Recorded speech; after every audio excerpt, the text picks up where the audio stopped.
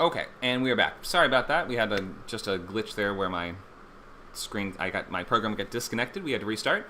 We're back with part two of horror writing for TV, and we're wrapping up talking about ghouls or sources of threats in your show. Basically, those boil down to human evil, emotional pain, or a cold and uncaring universe, as I call it, which is referring to either cosmic horror existential threats or maybe natural threats or things that we just can't really relate to or understand very well. It's kind of like the sources are you, me, or everything else. The unknown. Or the unknowable.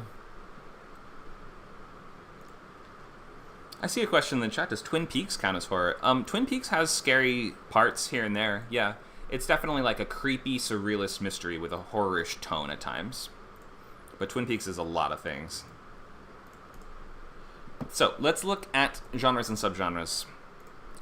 Okay, so we have, to begin with, your sci-fi, which Stranger Things is probably the most popular sci-fi horror show out there. This is stuff involving alternate dimensions, aliens. Sometimes psychic powers can be presented in a sci-fi way, and sometimes they're more fantasy-ish. But there's a show, what's it called? There's an alien universe-based TV show coming out on FX, which should be cool. We have supernatural or religious, or sometimes called paranormal, which can be linked to those things. And paranormal is more like in the urban fantasy kind of world of vampires and werewolves and psychics and stuff like that.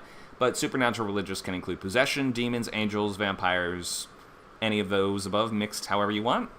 We have cosmic horror or Lovecraftian. That's going to include unknowable entities and madness and things like this, as well as some more specific tropes that kind of like sum up to ultimately having this Lovecraftian vibe. It's largely going to come down to that unknowability of the threats that we're against. Like, we can't possibly even begin to grasp what these things are or why they're doing this, or things like Uzumaki on Adult Swim is a cosmic horror show.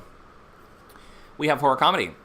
Needs to have actual scary parts. I mentioned this in the last bit, but if it's just a comedy in a Halloween-ish setting, it is not really a horror comedy, at least by my definitions. We have to have actual scary parts too. So Buffy has some horror comedy vibes to it. Ash vs. Evil Dead. We have what's it called? There's one that I liked. Was it called Stand vs. Evil? We have there was one called The Strange Calls, which was sort of a low-key, spooky Australian mystery that I liked. Let's look at some more. We have Mystery Box, which we mentioned before. That's kind of like it's a mystery genre show that expands the scope of the mysteries with every answer that we discover, to the point where we're kind of like unraveling vast conspiracies or huge crazy questions or things like this. So they can have, slasher on TV can have that kind of vibe sometimes as well. We have post-apocalypse, Walking Dead, Last of Us, zombies, historical or gothic, and that is going to be your Penny Dreadfuls, your The Terror, things like this, that, or, Haunting of Bly Manor. And these are going to be stories set in the past. They could be the recent past or the distant past. There's a Korean zombie show, I think, called Kingdom, which is on Netflix, which is pretty cool. And then we have ensemble drama, which it can fit. It's almost that's not really tied to the subject matter as much as like the way that the story is told. But I'm just going to call this the like Flanagan genre, because he has so many horror shows and he's basically a genre in and of himself. These are like big tearjerker dramas with lots of characters and lots of perspectives and POVs that usually have that supernatural ghost kind of theme to them.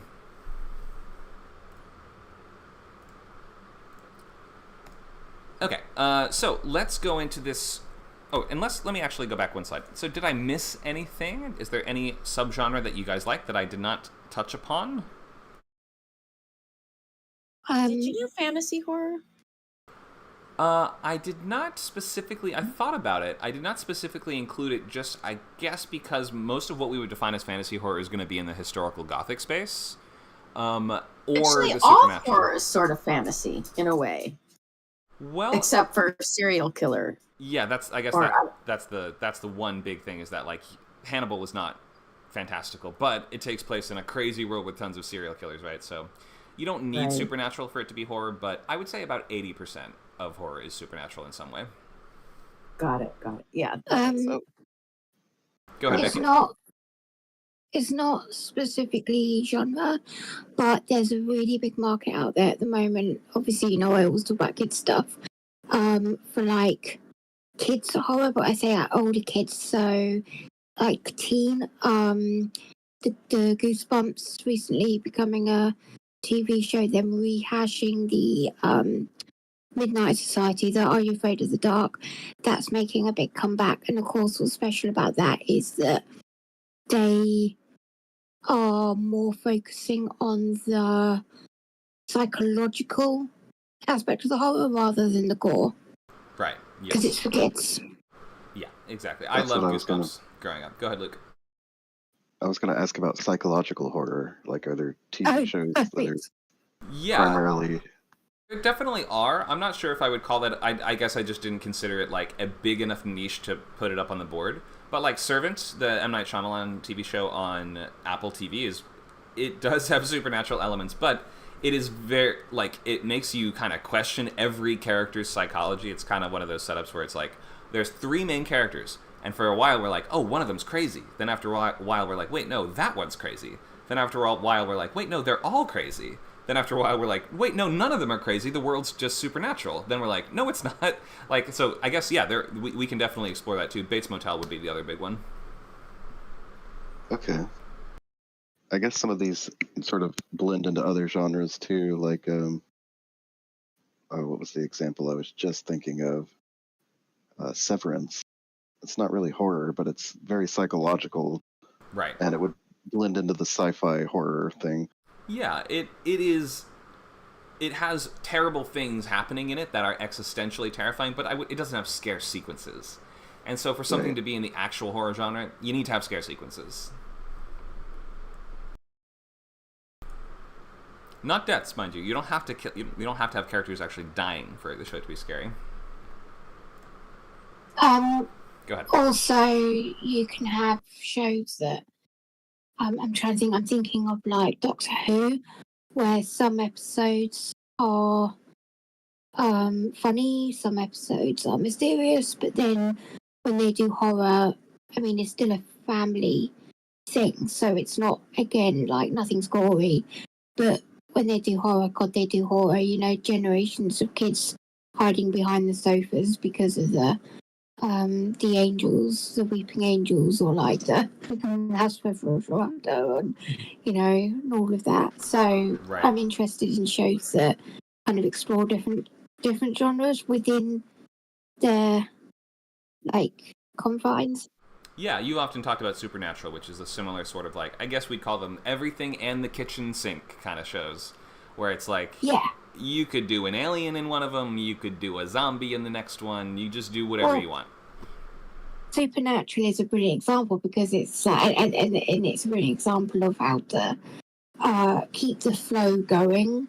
So if you're binge watching it, you know, you'll have this really depressing episode that's all about like death and this ghost boy and him having to move on to let his family move on, and then you have this really funny episode. And you know, I mean, they did an episode where they went into a cartoon of Scooby-Doo, you know. Yeah, I had an ex that was really, really, really into it, and so I ended up having to watch a few episodes. The one where there's like a bunch of evil Muppets, basically, and was this Angel or was this Supernatural?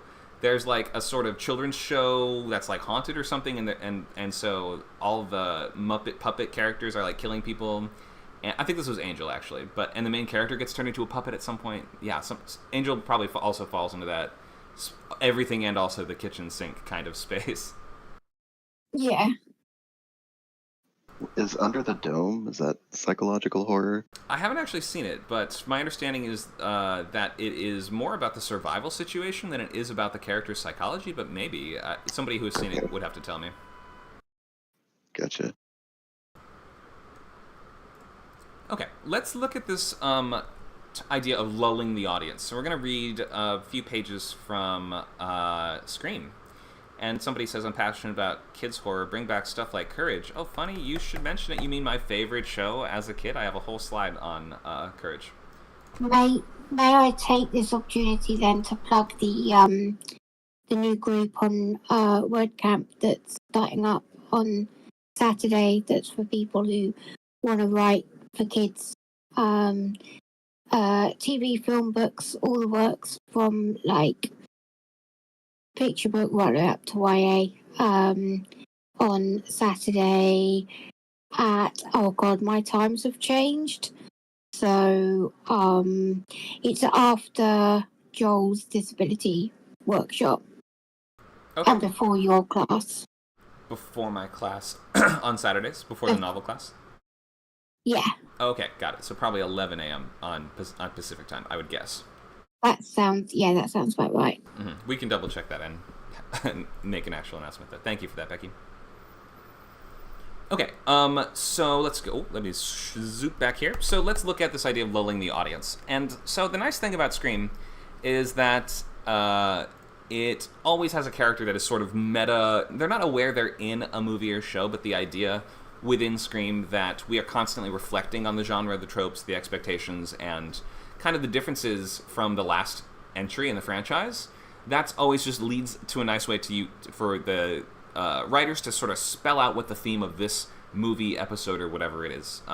So in the pilot of Scream, there's this big question as to, like, how could horror work on TV, or especially, how could a slasher work on TV? Isn't a slasher based on a bunch of characters die? Well, if we kill all the characters in the first episode, we run out of characters, and you don't have any characters left to be in the show.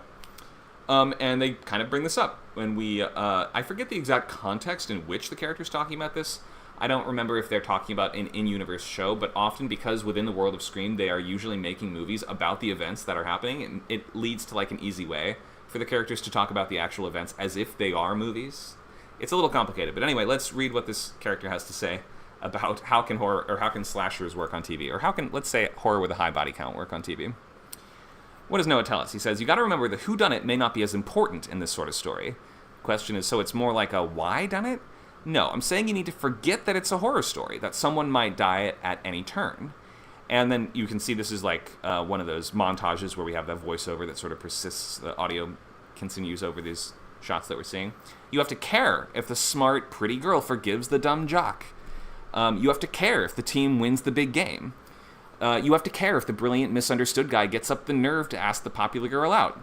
And I like Riley's response here. That sounds like Friday Night Lights. He's like, exactly. You root for them, you love them, so when they are brutally murdered, it hurts. Makes sense, right? Like, in fitting the format, like, of a slasher from one single episode to 10 episodes, or 20 or 50 episodes, we have to allow other things to matter. Like, it can't be an entire story about characters that are trapped in a house being stalked by a killer for years of TV. That just doesn't make sense. That situation just, like, would not last that long. Given how long an average amount of TV covers. Like, even if it was in real time, it wouldn't last for years. So you have to find character relationships that you can push forward that really matter and that we get invested in. You have to give your characters interesting goals. Like, basically we're saying you have to write it well, but the specific things to be paying attention to are things like the non-horror stuff, I guess, matters as much or more than the horror stuff, because we won't care about the horror stuff unless we first care about those characters and their goals, their ambitions, and the other things that are, like, other scales of conflict that are going on in the world at the same time. So your subplots are going to be really key towards building out this world, and in a sense, lulling us to forgetting that it's horror. Or, like, we don't really forget, but, like, yes, your body kind of forgets as you're watching it. Your mind might know in some way that, yeah, no, I know what the title of the show is, Cheerleader Massacre or whatever. I know there's going to be murders in this. But in watching this, it feels like we're watching a drama for a little bit, or maybe a comedy for a little bit. We sort of forget. Let's recap continuity. Premise versus status quo. Premise is more like a long movie. We need to watch the episodes in order to follow the story. The characters change more over the course of multiple seasons. And essentially, every episode is just a chapter of a longer story. Your pilot is chapter 1 of a longer story that you almost certainly will not get to write the entire thing. Status quo is just the term I use to refer to episodes that reset to the characters back to how things were. Status quo is the way things were. You can tune into any episode, any season, and still follow the story of the episode, and the characters change very little or not at all. The story engine, to recap this, is an amalgamation of several elements that are going to sum up to create that conflict in your show that will sustain many episodes of a theoretical series. We mentioned if you're doing miniseries, this works totally differently, so distinguish those very much in your mind. But in most shows, you want your premise, or you want the engine to be clear from the series logline, because we're looking at two different loglines for TV shows. We have a series, which kind of clarifies what we're doing over the arc of the entire show, And then we have a pilot logline, which is telling us just what we're doing in this very first episode.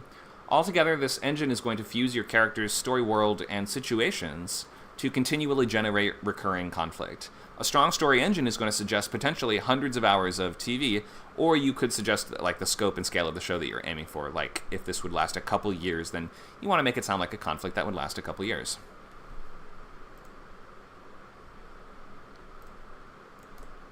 So we're asking questions like, what is unique about these characters? What do they want? Why should we watch them want it or pursue it?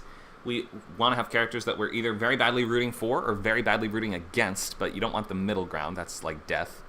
What's the world of the show and the unique types of people that inhabit it?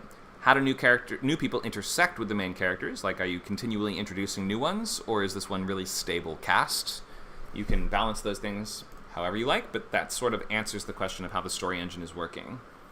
You can think of some of our like standbys and go-tos for story engines still work in horror. Profession.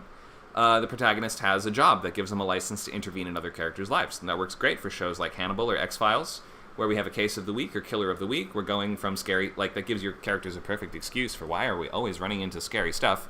Well, it's our job to find it. Like we go seek out scary stuff, and we intentionally combat, capture, defeat, exercise, or anything else.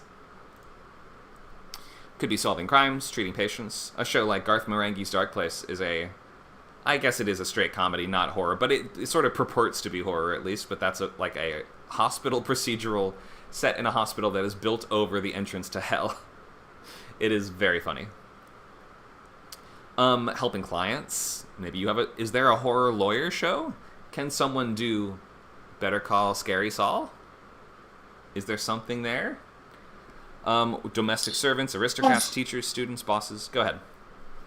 There's a good TV show called The Real Estate. I thought it was an interesting concept. It's basically ghost hunters under the advice of a real estate business. So they shift the houses that are otherwise difficult to shift because people don't want it because they get the bad vibe because it's got ghosts in it. So they basically get the ghosts to move on before they can then sell the house. That's an unscripted show, or that's a scripted show? It's a scripted show. Oh, okay. I could also see that premise being done as one of those, like Ghost Hunter, like, there's a ton of those shows out there. There's we're not even going to talk about them because it would take us down such a tangent, but it's like, I guess we would mostly call them the Ghost Hunter genre, or the Cryptid Hunter genre. If you find Bigfoot, the show's over, so you never find him. You basically just mess around in the woods if you want to make one of those shows. Okay, we have a unifying goal or problem. That's actually much more common than Profession, but it works really well also in the world of horror. Pulls other characters into the protagonist's life as we are all dealing with the same thing, maybe because it affects everyone equally, or it could be that one of your characters has a problem that others just get pulled into their orbit sort of thing. Like Marianne is a little bit like that, and some Stephen King media has that kind of vibe too.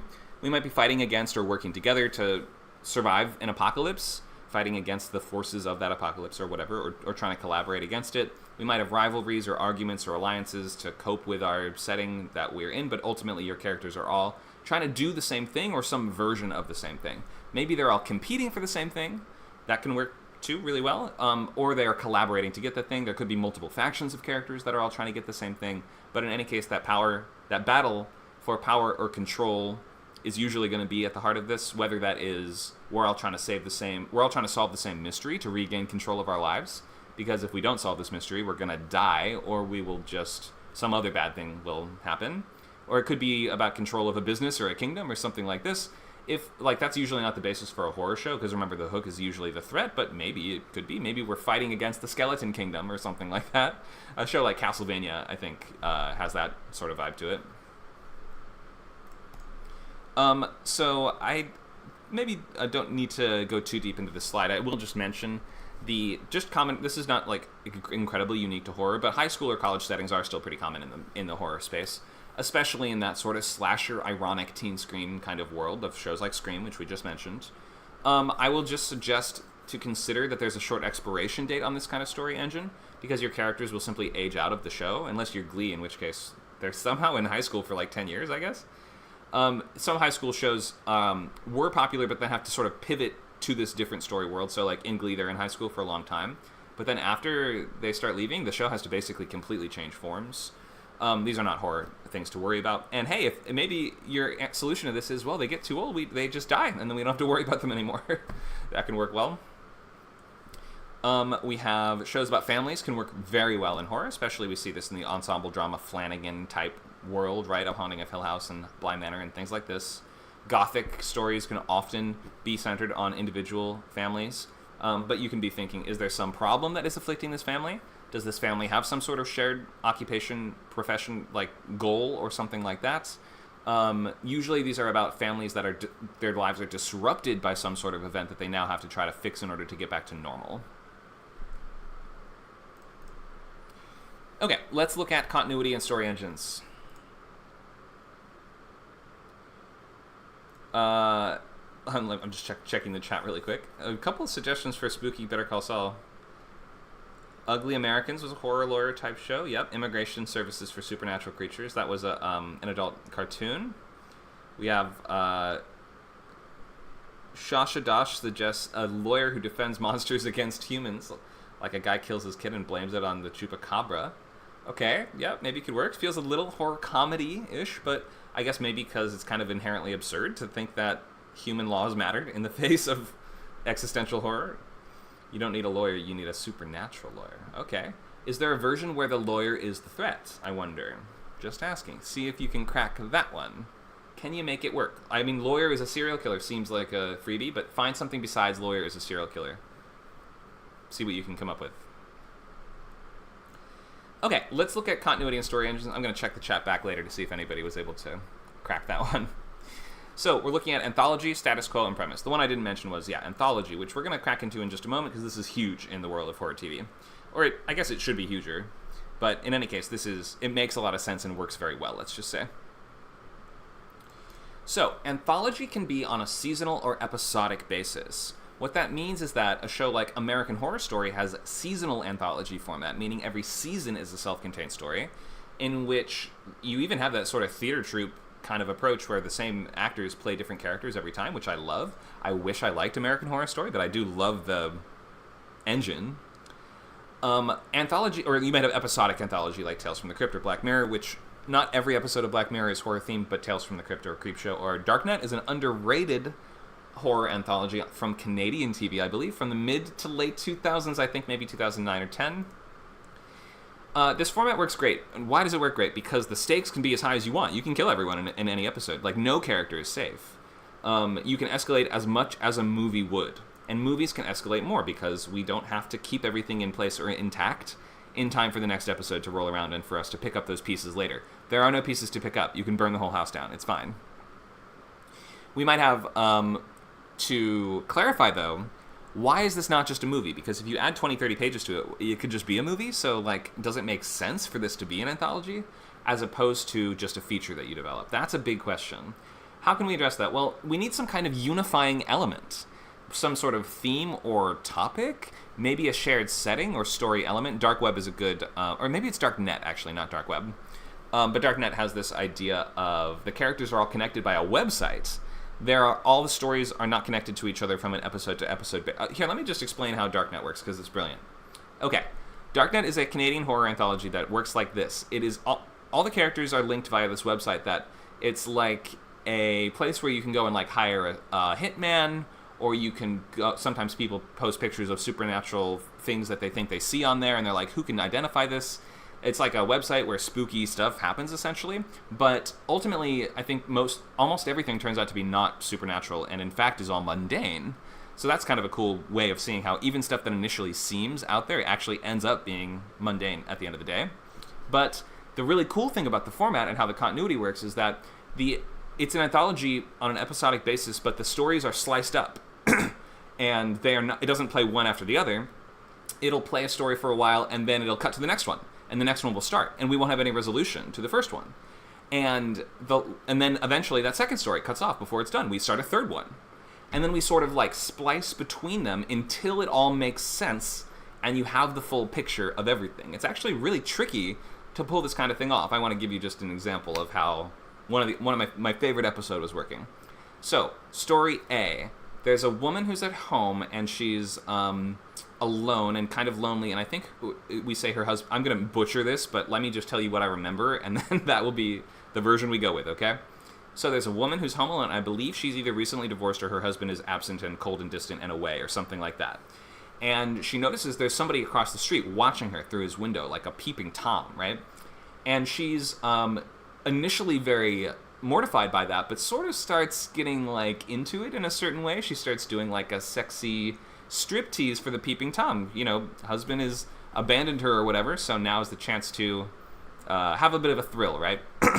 Then we cut to the next story, and it's about a guy that starts hearing a horrible sound in his apartment. It's like a high-pitched whine, and he's trying to find the source of it. Where is it coming from? Is it something electronic? He tears out all the speakers from his computers. He's, like, bashing holes in the walls and stuff like this. He can't figure out where it's coming from, right? And then we go... Oh, God, am I going to remember the third one? So the third one is... Do I have it? No. So let me just tell you how those two sort of wrap up. Later on, like, as we sort of splice these stories together, we come to realize... we eventually realize those are the same story. And the guy hearing the noise in his... The first one just is chronologically later than the bug one. So we find out that the guy, he searches through all his apartment, tears out the walls and stuff. He tells everyone in his family. They all think he's gone nuts. Eventually, he ends up hanging himself. And then the last beat of it is a cockroach crawls out of his ear. There was a bug in his ear canal that was causing the sound. As we wrap that story, we pull back to show the guy hanging from the noose was the peeping Tom. He wasn't actually peeping on her at all. He's hanging there staring across the street at her the whole time. I'm laughing because it's so gleefully brilliant. Cool, right? Like, the stories pay off in ways that surprise you, and that kind of use this idea of like our assumptions about the anthology format, our expectations are used against us to surprise us. And that's brilliant. So you can try cool, interesting stuff like that with your anthology. It doesn't always have to work the exact same way. And you have to maybe find something like that website is a brilliant unifying element. And a great way to, like, make these little cameos from one short to the other as we see the ways they kind of intersect. Or maybe we see a post that one character made in an earlier episode on the website in a later episode. Really cool. We might have a shared theme or topic, like they're all stories about this kind of thing, or maybe in the same setting, which is probably a little better. We might have a frame story or some kind of narrative device, like the Crypt Keeper, that he's kind of, like, there's not really a unifying plot element between Creepshow or Tales from the Crypt. They're almost always supernatural, but not every single time. And they do follow, like, a pretty formulaic kind of, like, archetype to them. But that said, this sort of narrator of the Crypt Keeper, and it's like the attitude of the world are almost more the unifying element than the plot themselves. It's like this idea of us kind of cackling at the cruel irony and the way that it plays out these dark fates of these characters. Like, the personality becomes the unifying element. The fact that the Crypt Keeper is the one curating and presenting these stories to us makes it feel like they all come from the same world. They come from his vault or whatever. That's how the comics always used to put it. They're like, here's another one from my vault. Here's a particularly nasty one from my darkest collection. You're going to love this one. It has that kind of vibe to it with all the different narrators from Tales from the Crypt. Because the comics had more than just the Crypt Keeper. We had the Old Witch. This is my favorite comic series of all time, which was a pre-Comics Code series from before 1954, when the Comics Code Authority severely limited what you could do in comic books. This was, like, part of the reason that was created, because they were like, you can't do a comic about playing baseball with human limbs. And yet you can. And they were also like, you can't do comics that are allegories about racism. That would be crazy. Early 50s. Anyway, that's how we can think of anthology on TV. Don't fall into the trap of thinking it always has to follow the exact same structure and format. The pilot needs to feel like somehow more than just a movie, but it's up to you how you manage that. Are there surprising crossovers between episodes, plot elements, or characters, or things like that? Between the segments, or, some thread that connects them? Is there some frame story, narrative device, some shared place all these things are happening in, like something like Night Vale? Think of how does it feel like more than just a movie? Because that'll always be the first development question you get. Can you just add 30 pages to this and we'll do it as a low-budget feature? Like, why are we spending all this money on a show? Okay, hope that makes sense. I'll take questions on all three of these at the end. At the end of this segment of Anthology, Status Quo and Premise. Let's go into Status Quo, though, first. So, Status Quo means everything resets to the same kind of baseline standard of narrative every episode. And what that means is that can only work in two ways with horror, because remember, horror is about huge stakes and huge threats. So either your threats aren't that bad, something like The Strange Calls I mentioned, kind of like a low-key, sleepy little Australian show. Either that, or you can do a hard reset, shows like Courage. Even dead characters are somehow alive again after every episode. It like pretty much only works in comedic or animated. I would love to see a live-action show do this. I don't think anyone ever has. But like the rule is, even if Eustace gets turned into a chicken at the end of the episode, or squashed by a giant waffle from space, or, possessed by a demon, or buried alive, by the start of the next one, we're back to normal. And it's sort of like there's not really a canon, besides the occasional recurring antagonist that it feels like Courage sometimes remembers from his past encounters, like Cats, the Duck, or like certain other characters. It's kind of like Wallace and Gromit in that way.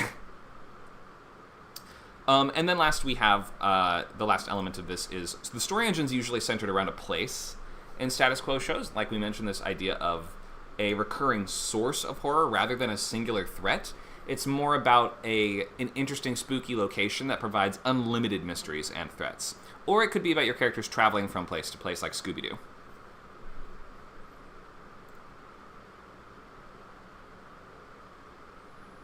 Question from Oogler. Do you remember the puppet episode where Eustace and Muriel just straight up have their souls sucked out? It was a season finale. Yeah, something about a season finale does feel a little more definitive as to saying, like, yep, this happened. So it's so dark the way they would do that sometimes. Sometimes Eustace got, like, Eustace almost always got some sort of cathartic, horrible fate, didn't he? Amanda asked, is Scooby-Doo kids horror? Yeah, for sure. Yeah, Scooby-Doo is like horror comedy for kids. Okay, so it doesn't have to be scary for it to be horror. It almost sounds like.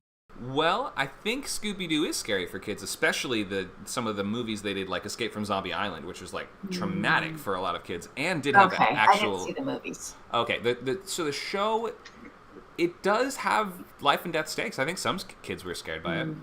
Becky says it scared me.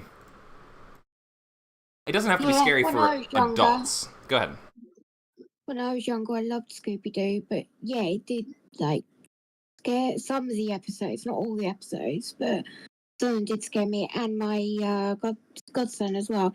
He was obsessed with it, and the reason that he and I liked it was because it was a safe kind of scary.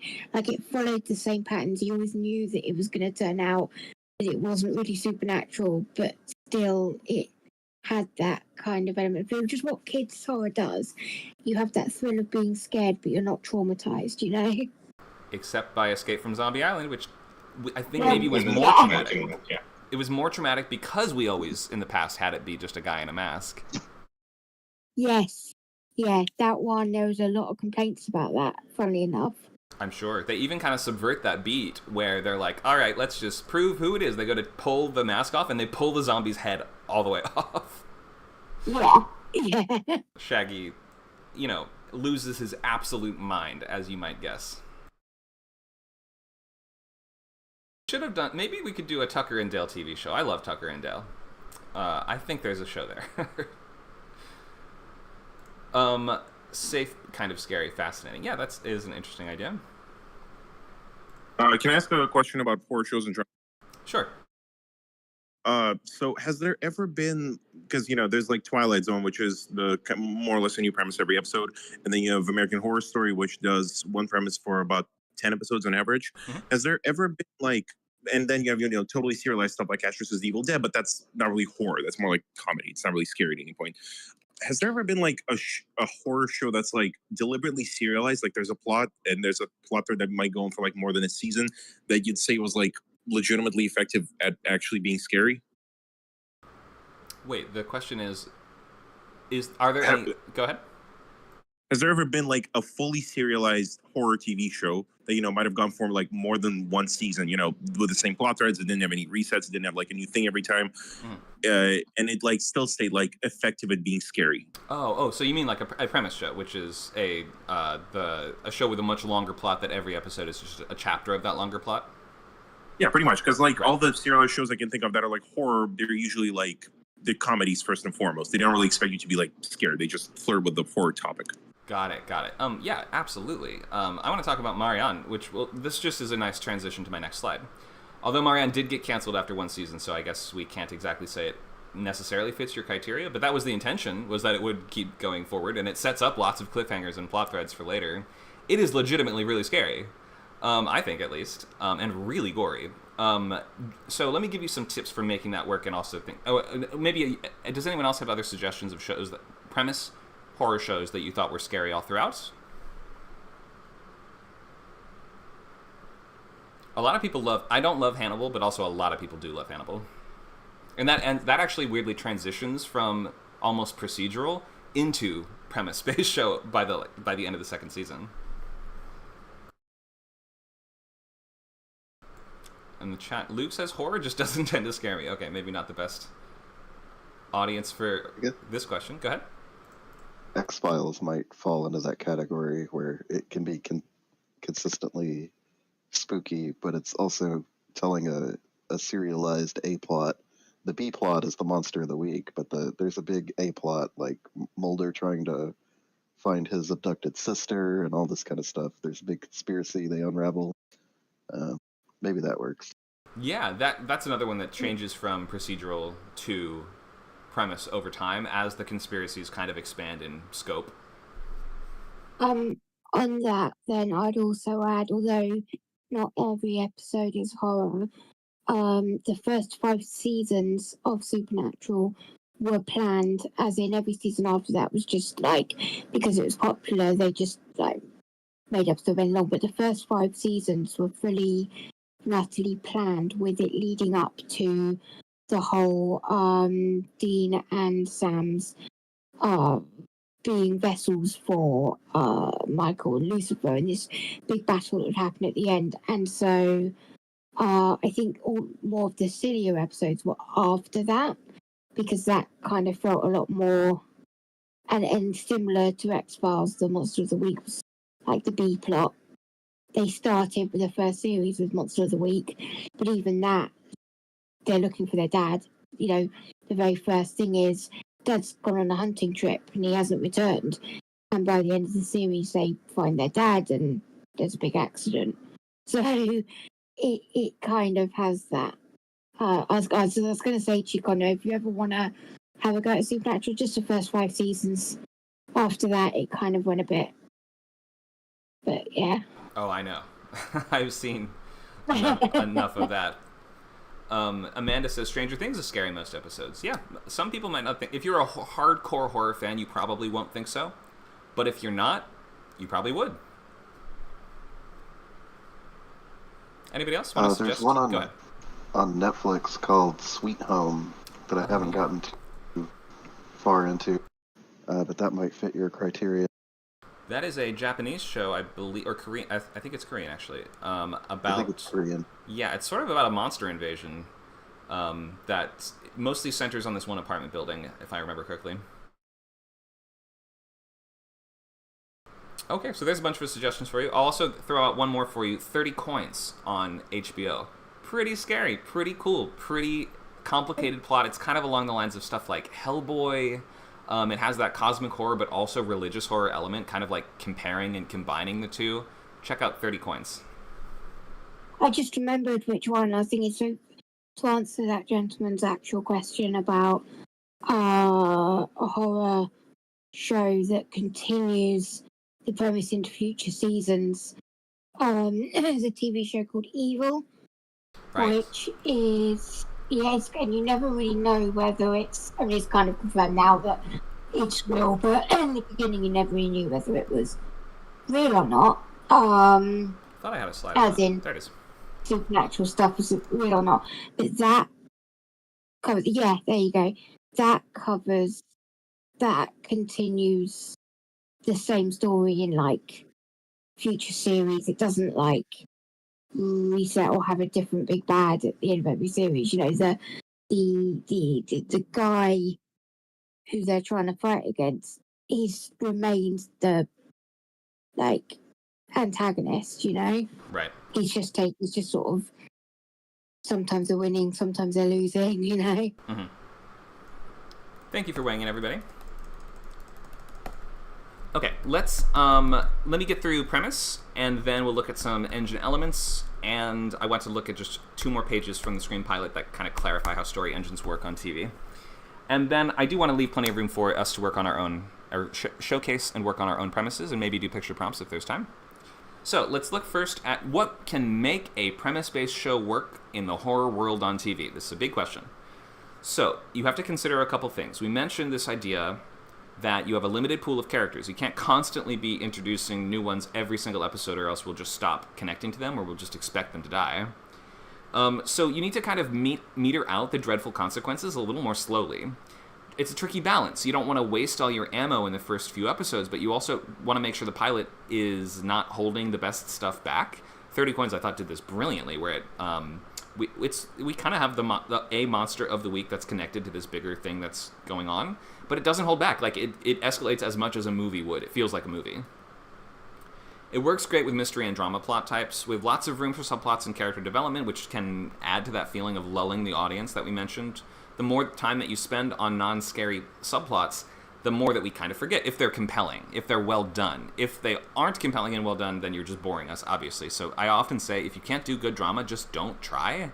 Like, bad drama is more harmful to your show than not trying to do good drama and focusing your skills on something else. You could do something in like a grindhouse type of tone if you want. We don't need good drama in a grindhouse type of tone world. You could do comedy if that's more of your thing. You know, you can find some other aspect there if drama is not your forte.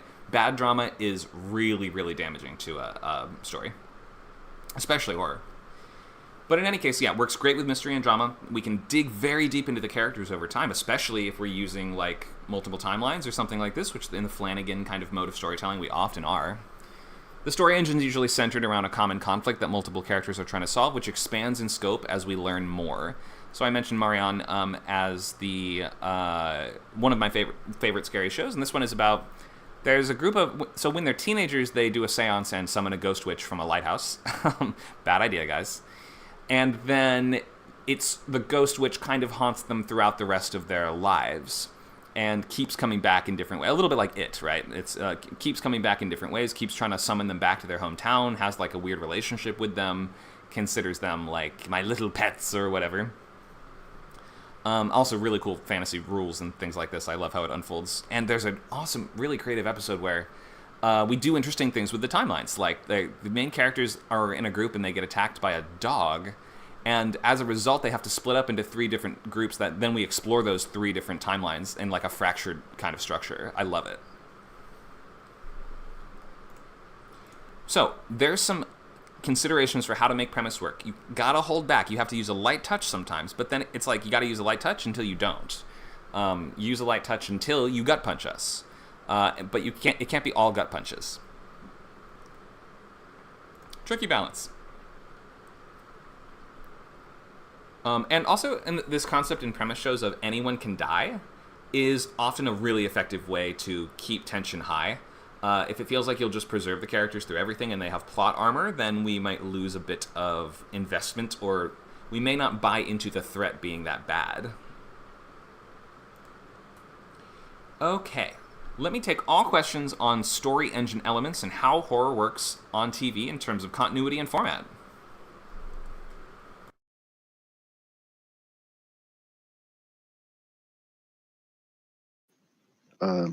Is there a way to kill a character without killing them? Like bringing them back somehow, having their, I don't know, ghost is cliche, but how do you have dire life and death consequences happen to a character, but this still sort of keep them in the show? Great question. Well, there's a couple ways. One, the echoes of that character's legacy, effect on the world, or something like that persist and continue to matter. Think of something like 13 Reasons Why. Which is not horror at all. Okay. That's a drama. But it is about a girl that dies by suicide in the opening episode, but leaves a bunch of like audio logs for people to listen to that sort of put together a mystery that she's basically built for them to solve. So you could use that idea of like we're finding artifacts that were left behind by this character, or something some message that they were trying to send. Think of Jigsaw. Jigsaw's been dead since Saw 3. Sorry to spoil it, but there's 10 Saw movies. How do we keep Jigsaw alive? Well, we flash back. We involve his apprentices or proteges. We involve his schemes and plans that he had set into motion before his death, which I guess there are just hundreds of them.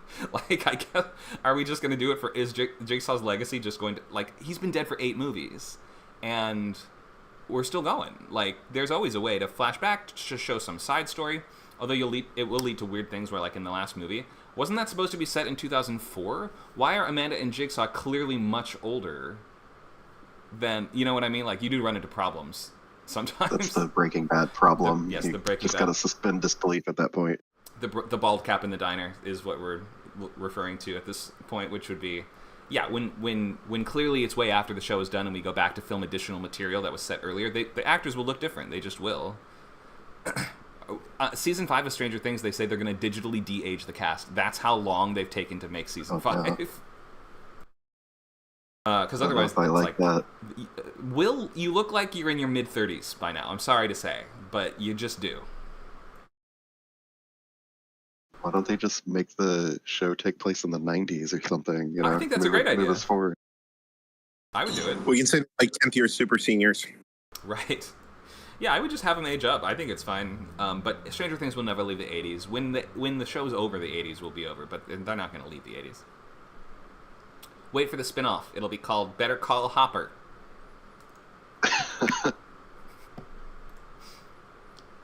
Can't Stop Hop? That's a good title. So, okay, that's good. Someone should do that. Hop on top. Come on. Copyright infringement. Go ahead. I put a question in the chat, but I'll say it. Would you say it's harder to write a horror TV show than it is to write a horror film? Yes, way harder. And that is because of that concept of picking up or needing to worry about where do I pick up the pieces later. I mean, this could just be me personally, though. Like, I can only answer for myself. But all things considered, I think there are more complicating factors that go into writing, a horror show, because your goals are clashing with the constrictions, or the constraints and restrictions. I don't think constrictions would be the word to use here. The restrictions and constraints of the medium, being that we need high stakes, we need to fear for the characters, but also it needs to last a long time. Those things work against each other, right?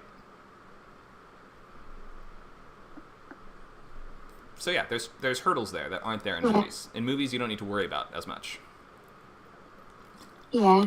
I mean, there is that question, though, of where I'm writing kids' horror. And so, like, you know, you instinctively know that the main character's not going to die. Because it's kids. You're not going to kill off the main character in a kids' show. Mm-hmm. So, what... In the book, I've got it's easy, you know. But if I'm talking about, like, I want to do, like, a kids' horror TV show with, like, a main character that's sort of investigating, you know, how do I, like, have the stakes if we know the main character's not going to die? Well, let's look at something like Scooby-Doo. Scooby-Doo or Gravity Falls, right? Something like that, which is Gravity Falls a horror show? Not really exactly that much. There are spooky parts throughout. And the characters are scared. So, in a way, it has a lot in common. I would call this, you know, the sort of mystery of the week type of show. You have to find things to threaten them with that are not their life or death, I guess. Or you could just threaten life or death, but we just know that they're not going to die, and that's fine, too. Like, the characters have to be afraid, I think, is a big key part of this. They can't be sure that they have plot armor, because if they are, then we won't be afraid at all. So you can absolutely still put your characters in mortal danger, even in a show like Gravity Falls or whatever, right? Or you could make the threat something else. Like, if you don't solve this mystery, you're never going to find out where your missing parent is. Or something like that, right? In which case, that's pretty high stakes and pretty visceral and pretty important, but just doesn't involve life or death. It doesn't need to. Right, yeah. So you can use a mix of those two approaches. I think most kids' media does. Sometimes they are just in mortal danger and it's fine. and sometimes the stakes are something else, but something that feels equally important to the characters. Cool. Let's take other questions, thoughts on horror TV or story engines, whatever we talked about today. Luke says, Hopper the Ghost Stopper. That's pretty good. Okay, that's good. Last episode of Agatha All Along was amazing. I've not seen that one yet. That one seems like a sort of, lighter horror fantasy kind of thing. You definitely need to watch Agatha All Along. The last 2 episodes are Halloween. But I was actually going to private message you this. The last episode that we watched, so that's episode 6, 7, whatever, 7. You would absolutely love. Obviously, you've got to watch the whole series because it's a mystery. But what I really like about it is it reveals a lot of the things that we've already figured out earlier. It doesn't leave it for like a end of season twist, but also that one episode, I think you'd love it, Connor, because it plays with that whole aspect of non-linear storytelling. Cool. Sounds good. So, very cleverly written. Yeah, Marvel Jack is... Schaefer's a genius. Marvel's doing a bit more with experimenting into horror, also with, what was it called? Werewolf by Night on Disney+, Plus, which I thought was okay, but it had a cool style. I like the style of that. I don't think it's a surprise that the TV shows and films that are doing the best are the ones that have gotten lower budget because they're more risky. I personally think if Disney's going to survive, it needs to go back into taking risks. And I'd love to see a live action movie of The Black Cauldron. You want to talk about horror for kids? Mm-hmm. That's my favourite Disney movie. It really terrified me. Yeah. Give it a couple years, we might. I think it was not a success financially, so it would be tough to convince people to, but it wasn't. But it's IP that people know, and so time. Yeah, it'll. I'm sure that someone's looking at it. Are there horror shows from the perspective of the monster or the slasher villain or something like that? Ooh, I'm writing one. There are some. Yeah, go ahead. Was somebody talking? Sorry, just wanted to brag. Yeah, I'm writing exactly that. Sorry. No problem. Thanks for letting us know.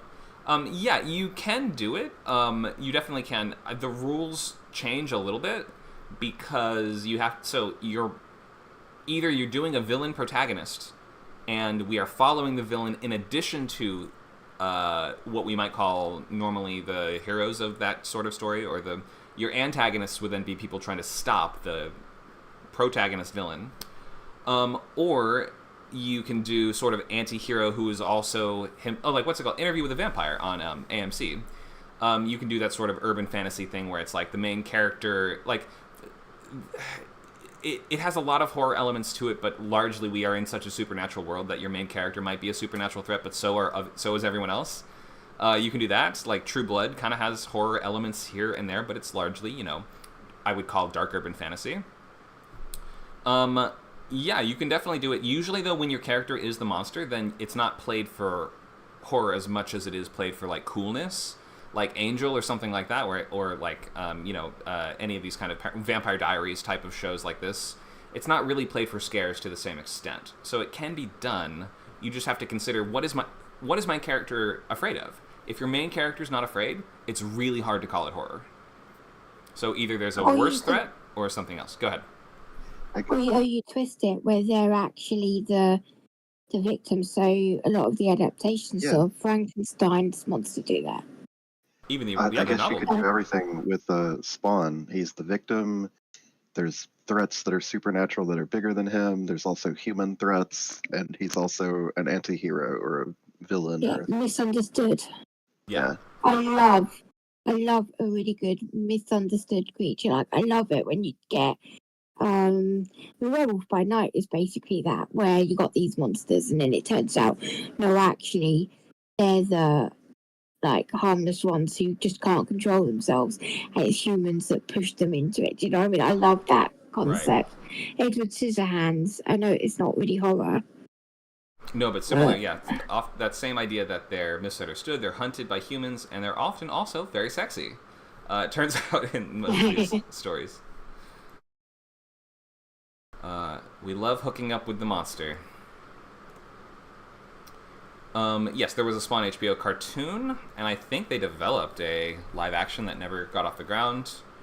And here's a question. Well, I'll come back to that in a second. Yeah, and Spawn is one of those examples of like such high fantasy that it's not grounded at all anymore, but it is still scary. Like the main character does have threats that are worse than him. So yeah, you have to have like, and it also has an action element to it. The main character is a badass that can summon swarms of guns and chains and stuff like that. So it's hard to say that it's like traditional grounded horror, but it's got scary parts, absolutely.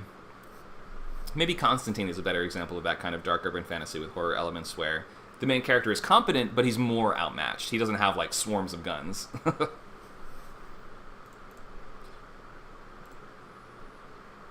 Or Hellboy, yeah, exactly. Hellboy has lots of scary elements, but he himself is not that afraid of them. He is sometimes, but more often than not, it's about how he's like, hey, ugly, take a piece of this, punch the giant scary thing in the face. But you have more vulnerable characters on his team inside. I got a good example, Death Note. Sure. We were following essentially a slasher villain in Death Note. I haven't seen Death Note, but I think I know the basics of the plot. That is about a teenager that finds a magic notebook that allows him to kill anyone that he writes down their name, like with no connection to him. They just die, I guess, of like a heart attack or something. And he becomes the world's most prolific serial killer, basically. Right, and there's like a cop hunting him down. A detective, yeah. Right.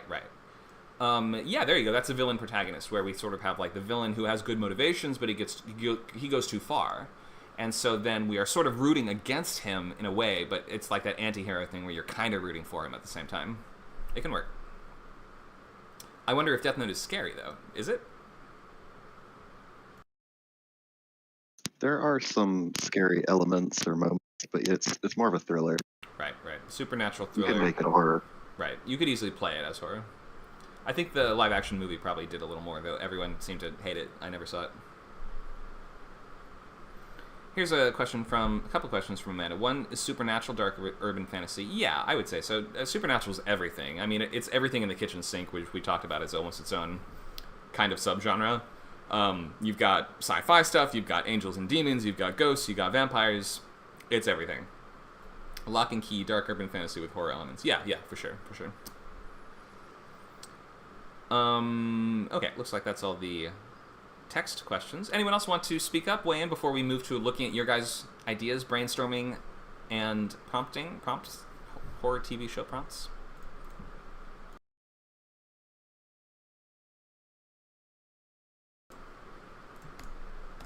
Okay, let's, before we dive in, let's just look at my last pages here, then we'll look at your guys, so get your stuff ready if you want to share.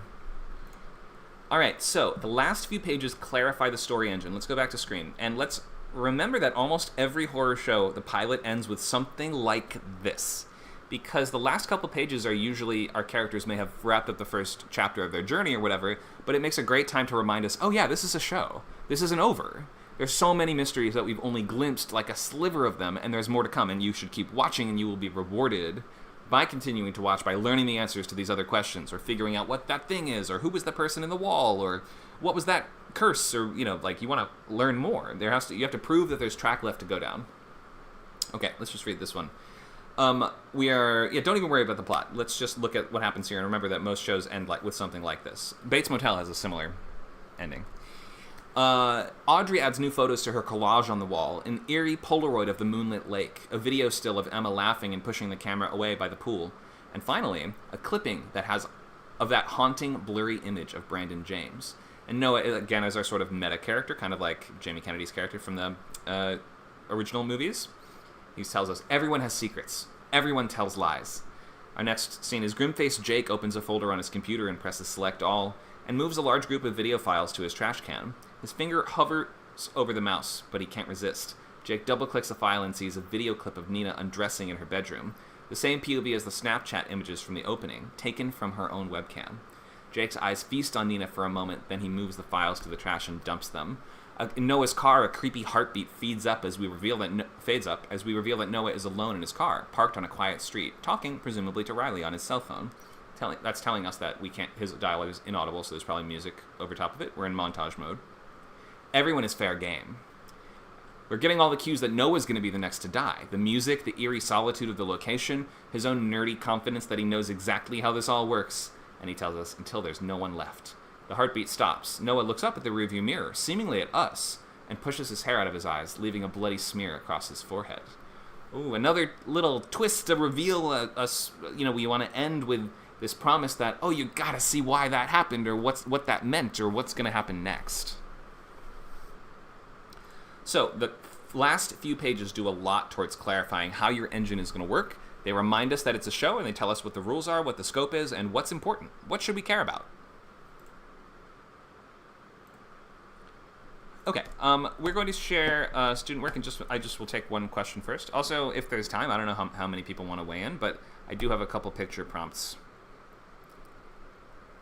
And that's when we have just a picture as inspiration. You come up with an idea for a show based on that. Just riff it off the top of your head. And then maybe we'll throw some curveballs at you in terms of, now reimagine it, but it's this. Now reimagine it, but it's that. It doesn't have to be perfect. This is all just practice coming up with workable premises. Okay, so let's open it up. Who would like to... oh, wait, sorry, I was going to take this first question. Are there specific things that you think an engine should have when writing a Monster of the Week with an overarching plot that you maybe wouldn't have to think about with a straight-up serial structure without a Monster of the Week element?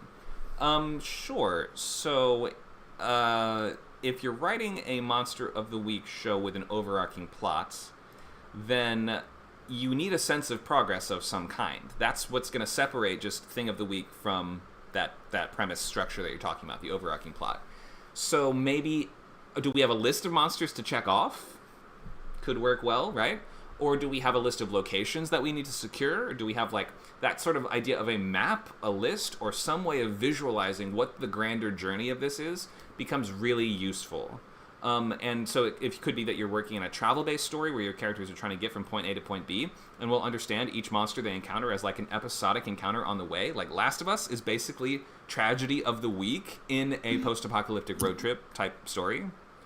So you can definitely do that, but you have to have that sense of forward momentum, and like we're checking things off, like we're accomplishing something, we're gaining ground, we're working towards some kind of end game. So a consistent antagonist might be useful. You might want to somehow otherwise just clarify that we're fighting the same fight the whole time. It's not a bunch of completely unrelated conflicts. Hope that helps. Thank you for the great question.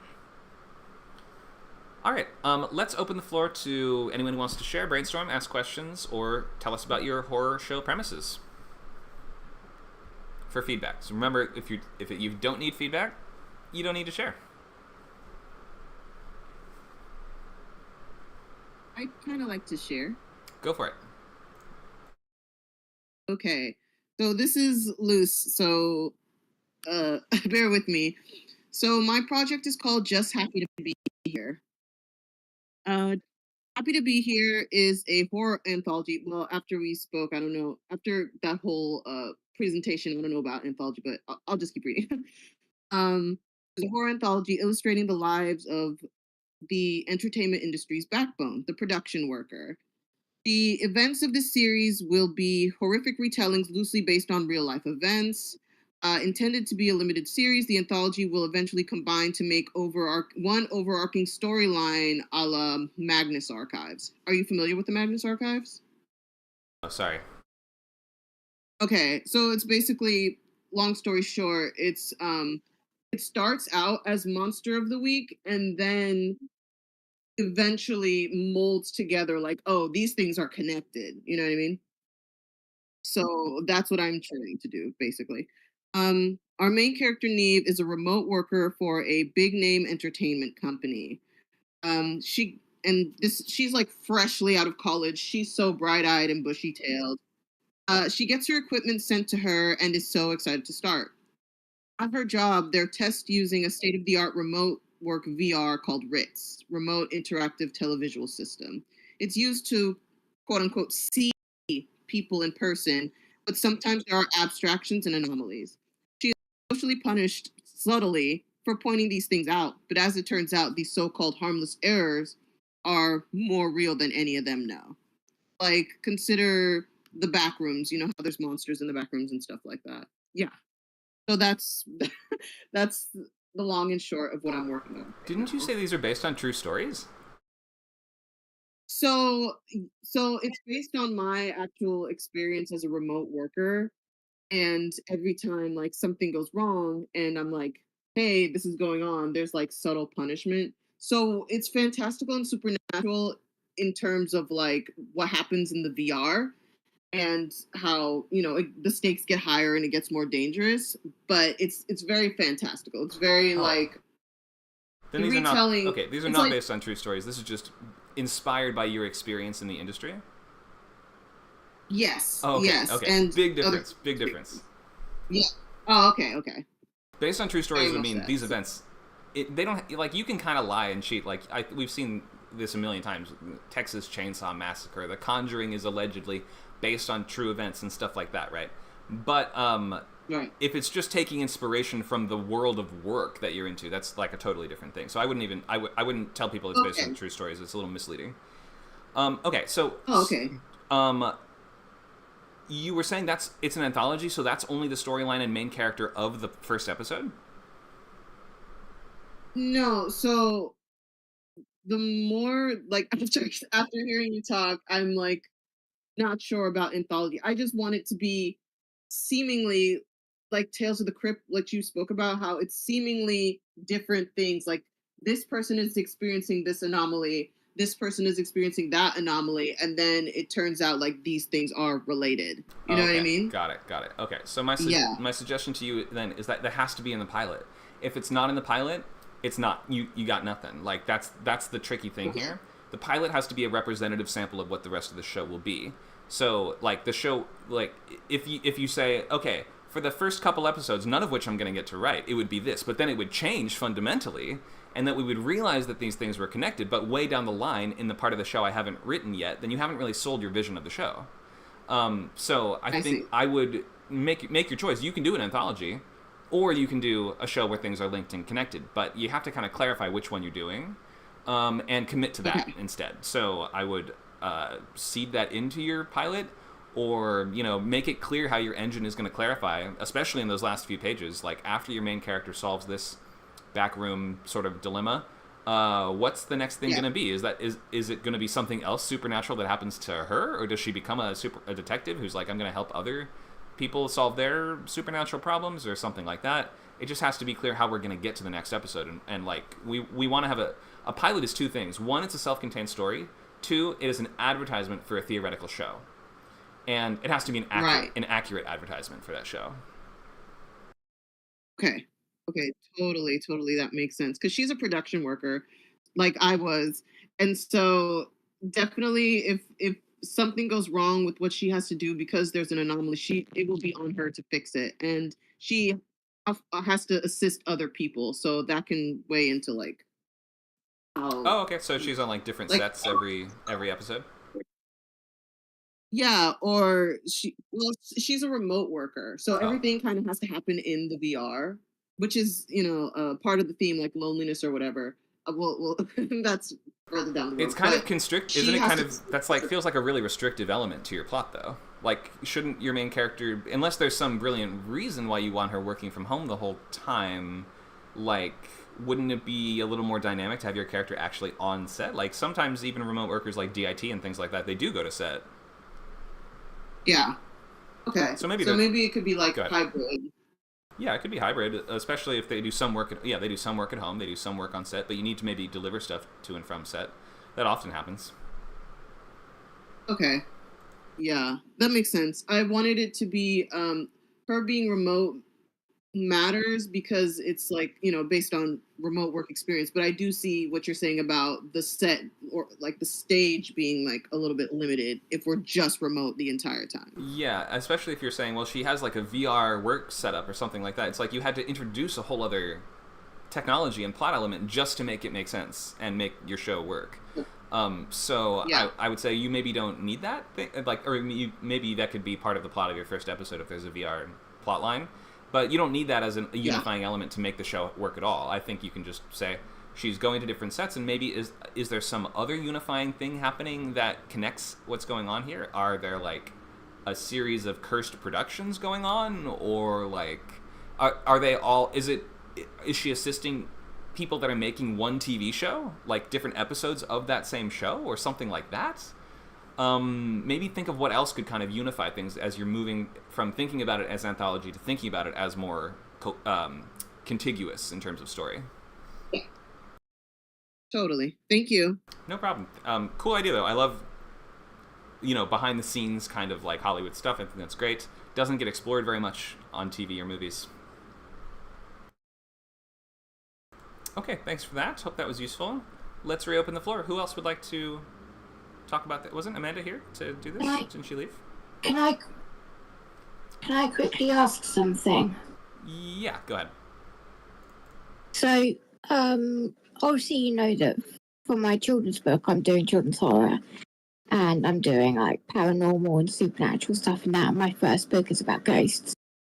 But I also had an idea and I want to do like horror for kids as a TV show, and I had this idea of like a school that's training kids to be ghost hunters. So like I said to you about the real estate, where every episode is them like solving a ghost thing. This would be almost like Lockwood and Co, with like each thing being dealing with a ghost, except it's not in that kind of world where ghosts are just sort of commonplace. It's more kind of secretive and what have you. But like, even if I don't go with that, how do you write similar concepts? Like you say, Mike Flanagan's got his own sort of style. Yeah. And yet each of his series feels very distinct, but they're all about the same stuff. Mm-hmm. So how do you like keep your worlds separate, as it were? Otherwise people just go, oh, it's just an extension of this, oh, it's just writing this story again. So do you mean from a perspective of from work to work, how do you keep your style consistent, or do you mean from episode to episode? How do I make it distinct from work to work? Because I'm dealing with ghosts, and ghosts already have a certain lore about them. So the rules of the world are kind of half written by what people's thoughts on what ghosts are anyway. Mm-hmm. So how do I make each distinct? Okay, how do you make your work distinct even though it's playing on the same themes and subject matter? Great question. So the rules don't have to work the same way every time. In fact, if you radically shake up the rules, you can get very different stories. I think ghosts are at their best when every time we see them, they do something that makes sense with what we know about them, but we haven't seen them do before in that story. And so in some, ghosts are very sympathetic, especially in the kind of like Guillermo del Toro kind of storytelling mode. The ghosts are almost always not the villains. They are misunderstood, or like they are trying to warn people of some human threat or something like that. In The Devil's Backbone, Crimson Peak, things like this. In some stories, the ghosts are vicious murderers, and they want to hurt and kill you because they can, and they're evil or something like that. In some stories, ghosts haunt a place, and some they haunt a person, and some they can possess people. They can do different things. You can evoke different themes using those different rules. So I'd say, one, change up the rules. Shake them up. Shake up the expectations. Take a different tone. You could have one story about ghosts that's really sad and tragic and tearjerker, Haunting of Hill House kind of thing. You could have one that is a hilarious romp. You could have one that is like, I don't know, an action-packed, like The Matrix, but with ghosts. That'd be cool, wouldn't it? So you can pick like almost a different sort of genre to blend with, or a different genre spin on even the same subject matter every time. So yeah, mix up the tone, mix up the rules, and mix up your influences, I would say. Or try drastically changing the setting, too. That can do a lot. Cool. That does help, because obviously my book there is very sympathetic. I mean, ghosts can turn poltergeisty, but they tend to be more, they're harmless. Whereas if in the TV show I'm making these kids hunt ghosts, they are going to be, the ghosts are going to be dangerous, sort of supernatural style. Then I guess the question is, ghosts, there's like that they're in everything, but then you get people say, or I'm already thinking, is this too similar to like Lockwood and Co? It's like, I don't know, it's horror is so ubiquitous. It was the first like cinema genre, pretty much, horror and comedy musicals. When sound came in, like how do you not let it get overwhelming that there's so much out there that you can pretty much say everything is like something else? Well, the audience is voracious for this material. They don't care. They love it. We kind of, maybe that's part of the comfort aspect to it, is that we do know what to expect and we sign up to get that thing that we expect. Horror audiences are famous for, why do you think it's so profitable? The audience will see anything. They're so desperate for this that they will even watch the bad stuff and buy and rewatch the bad stuff that they're like, this movie sucks. I've seen it 100 times. You know, like horror fans, more than almost anyone will do that and are willing to take that leap for you. We're looking for such a specific emotional experience, and there's only one real way to get it, which is, or I guess there's like, you can be scared by other genres, but like there is one consistent way to get that, you know, uncut hit of the good stuff. So yeah, I would just say don't worry about you distinguishing your work way too much. You can take influence or inspiration, or maybe create your work in response to other works in some way, and say like, I'm gonna maybe take some aspects of that, and move them both in different directions, and then like even a small change would be enough. You have to imagine the audience would have even been happy with they would have been happy with even less than you're trying, in terms of originality, right, most of the time. Yeah, cool. Thank you. Sure. I think a lot of what comes down to effective horror writing is knowing the audience really well. I see some questions from the chat that I do want to take. Thank you for that, Nacho. Okay, so a question from Askia Idru. Are you still streaming? Yes, we are.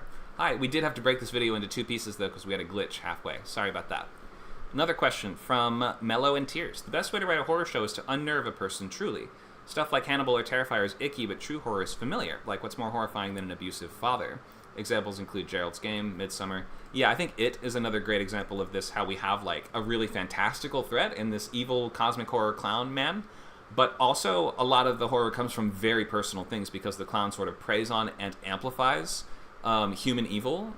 So, like, you know, Beverly's abusive father, for instance, or, like, the creepy adults all throughout Derry and the way that they ignore or downplay the problems. The people are just as creepy, or the kid with the knife, like, there's the people are just as creepy, or like the mundane things are just as creepy as, you know, they are tied into the horror, but they also exist separate from it. So yeah, you can definitely bring that relatability and groundedness to the audience. It becomes difficult to fully ground ourselves in a story where not very much is familiar at all.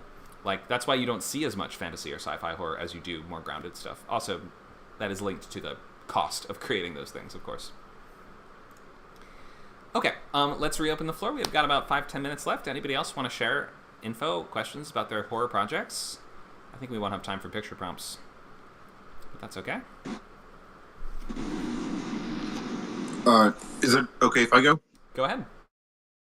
So this is kind of my baby, and I know you generally advise against bringing your babies onto here, but the premise being it's action horror specifically, with my goal being to both make, you know, the action compelling and the horror actually scary. God help me.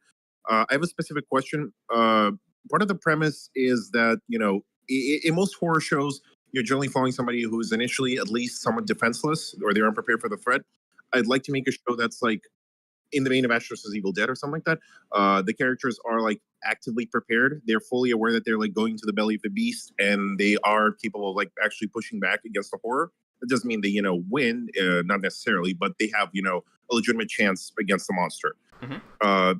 The problem I kind of have with this is the way that you can keep it scary initially, like top of my head, just make the monster like more overwhelmingly powerful than them, right? You know, maybe guys have a shotgun, then you're fighting like some sort of an eldritch god or whatever, right? That's not really something you can immediately just shoot out of the way.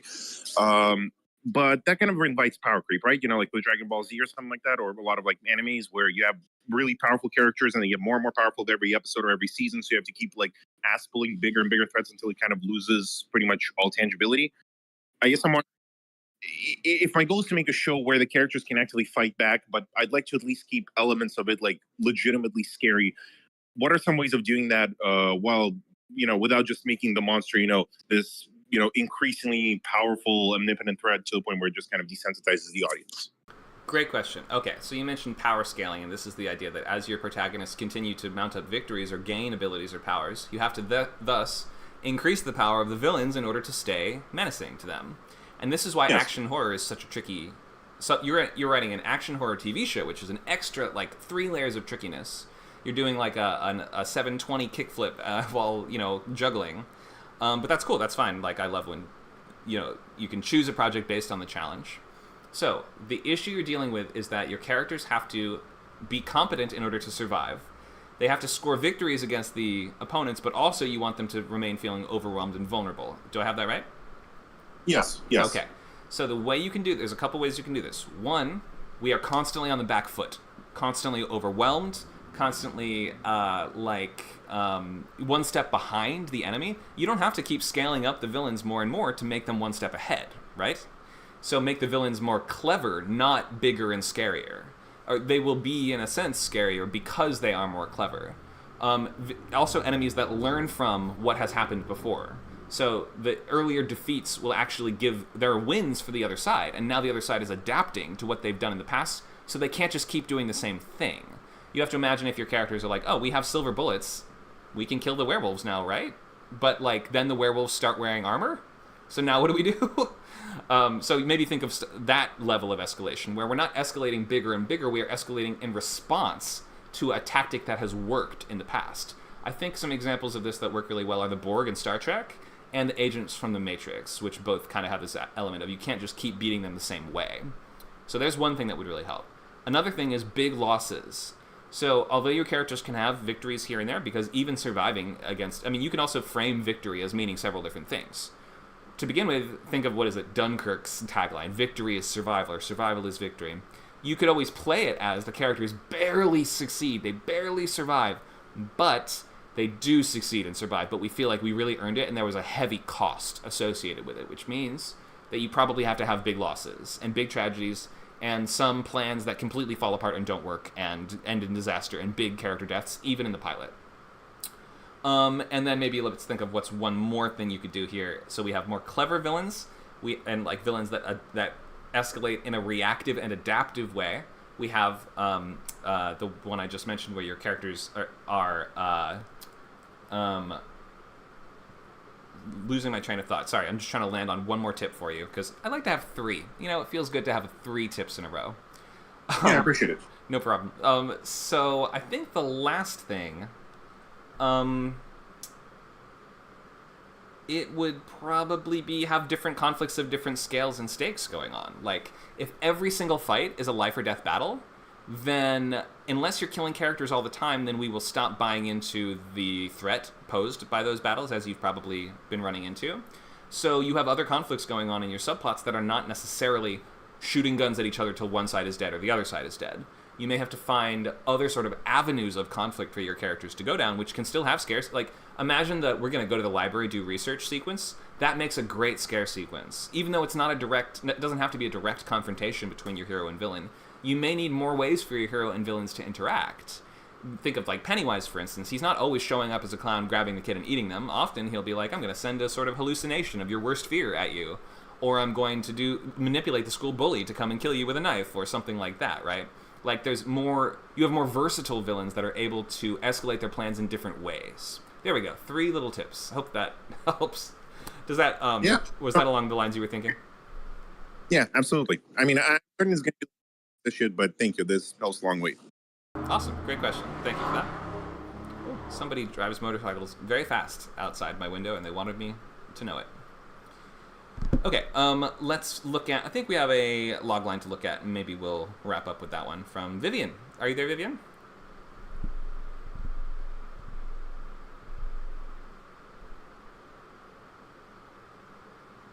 Can't talk. How am I going to give you feedback? Maybe you can answer... Can you type at least? Can you answer questions that way? Maybe I'll have to just ask a short question. Okay. So, let's read it out. It's called State of Affair, horror comedy. Comps are regular show and Courage the Cowardly Dog. It sounds a bit more like a comedy in a horror setting, just from those comps. Series logline. Monster of the Week at the State Fair. Not sure the series logline. Okay, so we're not even at the logline stage yet. You're trying to figure out what your logline could be. That's all right. Monster of the Week at the State Fair. Okay, so So the hook might come in terms of the main character. What is the main character's responsibilities or their way of addressing threats? Are they the person that solves problems at the fair, and if so, in what way? Maybe the ensemble is part of your hook, if like the characters are all kind of like carnies or something like this that unifies them in terms of their job, like they're trying to keep the fair running smoothly. Maybe the series logline would be more like, a series of carnies must keep the fair running smoothly despite attacks by werewolves, vampires, and everything else, or something like that, right? Maybe there's also a more specific goal. If you're saying it's Monster of the Week, I would guess that the goal is to keep the carnival running, but maybe there's something else going on, or like, is there some mystery we're trying to ultimately unravel, or something like that? And then what else do I want to say about this one? Yeah, is there some sort of consistent source of all the threats, even if that source is the place they are? I think carnivals travel. Most of the state fairs travel around, so I would think maybe there isn't a place in common between them, but I would maybe ask, what is attracting all the horrors to the fair? That might kind of help clarify the hook, too. Hope that helps. Anything you want to ask about that one that you can type in the Discord chat? He says it's an ensemble cast. The goal is to keep the state fair running, but there is an overarching story.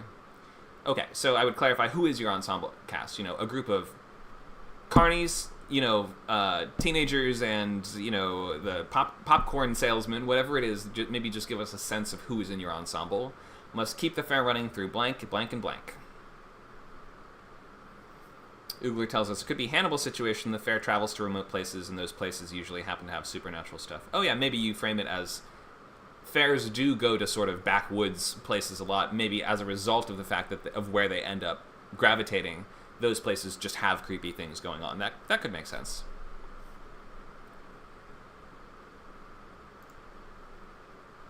Hannibal, I think, at least has the excuse of Will Graham. His specialty is serial killers, so it makes sense why he's traveling around the country to find only the very worst of the very worst killers in every single episode. It's not like they all take place in the same town.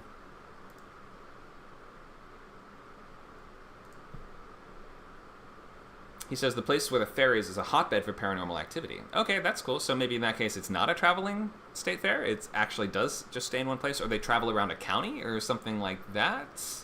Maybe that could unify the premise a little more.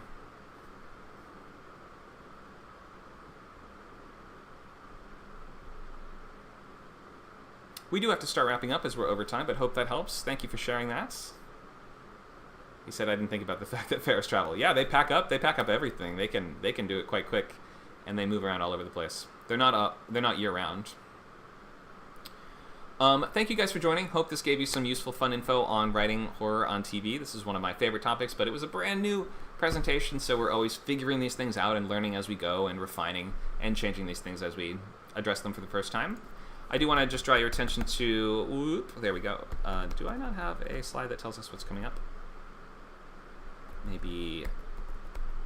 I guess I don't have a slide that has the upcoming schedule, but check the events tab in our Discord to see all the classes and events happening. And our 2 bootcamp slots are on Friday 6 to 8, which is currently features, and TV is Sundays 11 to 1, which is this slot. But those will swap once those bootcamps conclude, and series will move to Friday, features will move to Sunday. We have plenty more events this weekend, including Table Read today at 2 p.m. And several groups at like 5 and 6. We have poetry, we have short story, fantasy, lots of stuff on weekends. All right, thanks so much, guys. Hope to see you soon.